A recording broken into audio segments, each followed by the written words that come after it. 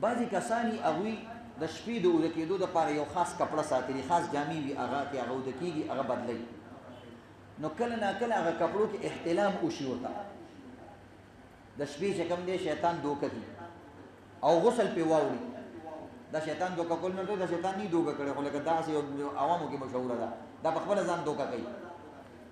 خو او دا د دې وجې نه کله ډېره روټۍ انسان وخوري او کله انسان ډېر ستړی هم دته داسې کار کېږي، او کله چې کوم دی چربانګي وي او تکړه وي نو د هغه هم داسې کیسې نیسې کېږي.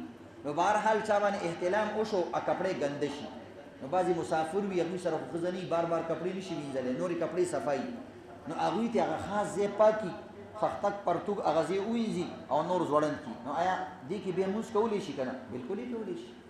نورې کپړې خو پاکې دي چې هغه ځای دې هغه نقشه دې پاکه کړي، نو بس هغې نه بعد چې کوم دی بیا پکې نور مونځونه کولی شي، څه خبره نشته.